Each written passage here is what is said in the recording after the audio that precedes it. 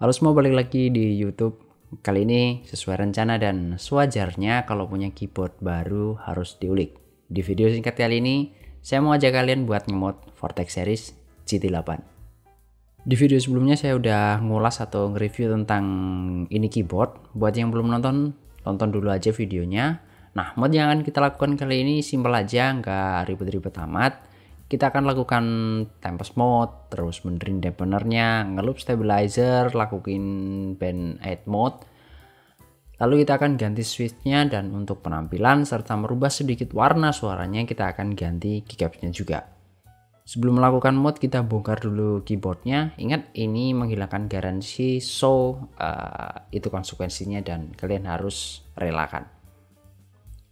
Di sini saya buka case-nya pakai pisau plastik untuk motong kue tart bekas beli roti kemarin biar nggak lecet case-nya. Dan jangan lupa kayak saya copot dulu 2 baut di bawah kaki keyboardnya. Setelah berhasil dibuka, kita singkirin dulu top case-nya karena kita nggak akan ngapa-ngapain dengan top case-nya. Pisahkan PCB dan plate-nya yang masih nyatu dari bottom case-nya juga. Hati-hati dan jangan lupa untuk copot kabel baterainya. Nah, kita akan masuk ke mode pertama, yaitu benerin dampenernya. Di video sebelumnya saya bilang kalau EVA foam-nya itu terlalu ketat. Kita akan akalin dengan potong EVA foam-nya sesuai dengan kontur bottom case-nya. Hal ini bertujuan agar tidak terlalu keras feel-nya pada saat ngetik karena terlalu ketekan sama EVA foam-nya.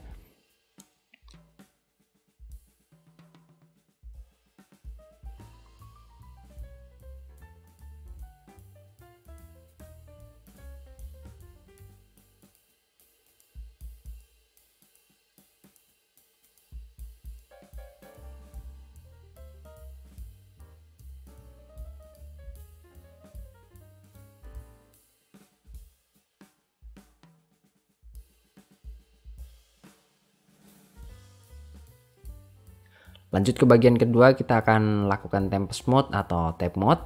Kita tempel masking tape di bagian belakang PCB. Saya lakukan pakai 2 lapis untuk GT8 ini. Tujuan dari mode ini kalau saya nyebutnya biar lebih pop untuk urusan suaranya. Saya nggak pakai banyak-banyak karena khawatir kalau nanti malah mentok dan akan terlalu ketat di bottom case-nya.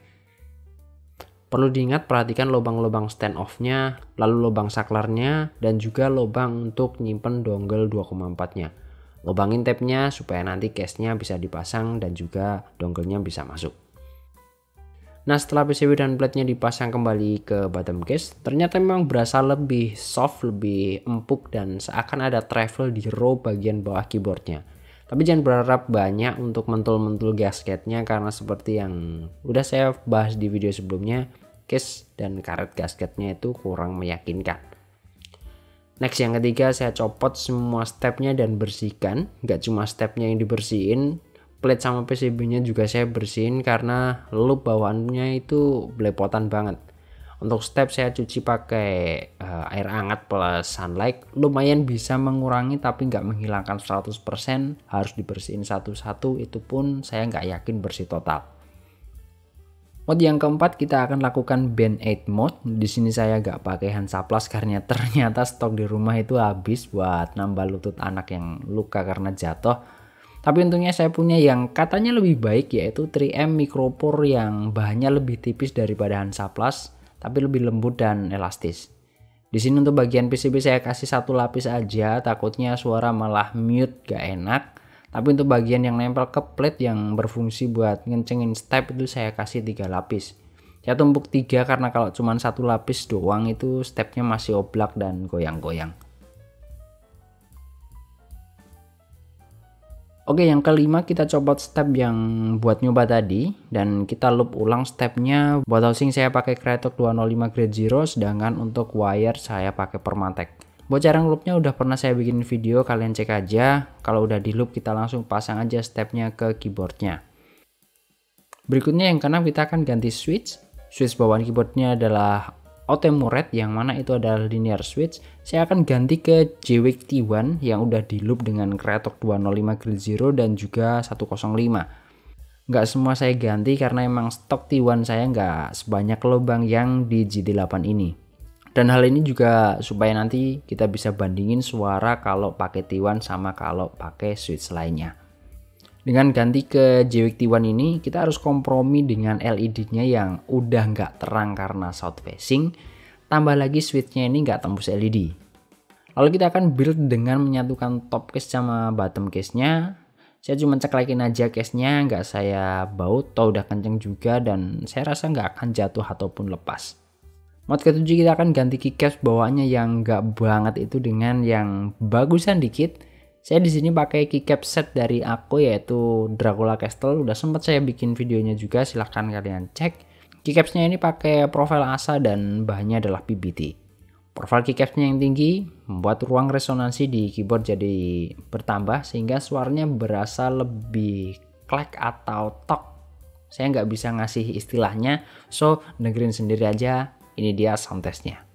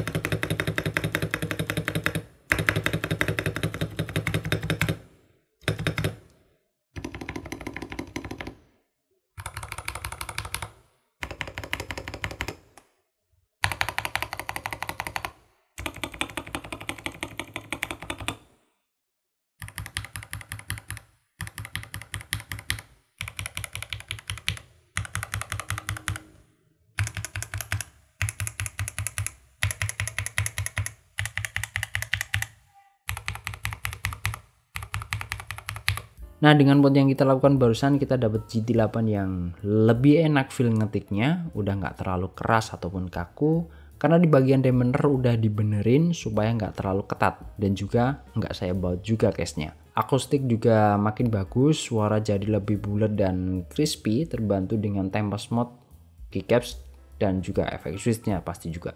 Step juga makin enak dan rattle juga udah hilang plus smoothness-nya itu nambah. Jadi gitu aja untuk video kali ini. Buat yang mau ikutan nyoba mod yang udah saya lakukan, monggo.